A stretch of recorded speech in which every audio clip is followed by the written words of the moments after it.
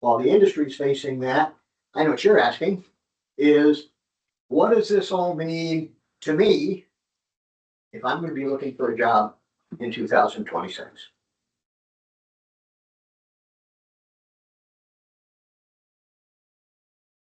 Job market in biosense and sciences is relatively healthy and potentially improving as we go through 2026.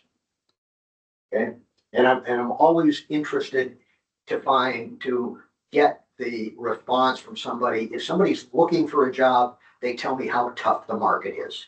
If they're not looking for a job, then they can say things like that. Okay.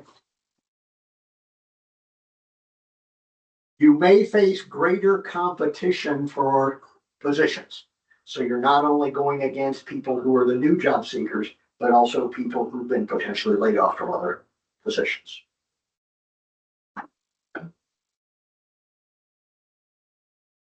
Companies are in the driver's seat now. Back in the heyday of hiring in 2021, I was seeing some amazing things that people were negotiating in their overall compensation package. Today, a little more difficult. Now, does that mean you shouldn't negotiate? No, not at all. But the success that you have now is a lot different than it was a couple of years ago.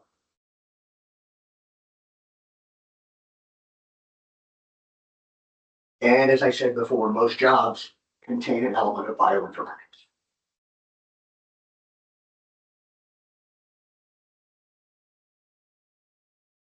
And your job search may take a little longer. Previously, I would tell people, particularly PhDs, postdocs, to count on about 9 months to a year. Now I think it's more like a year plus.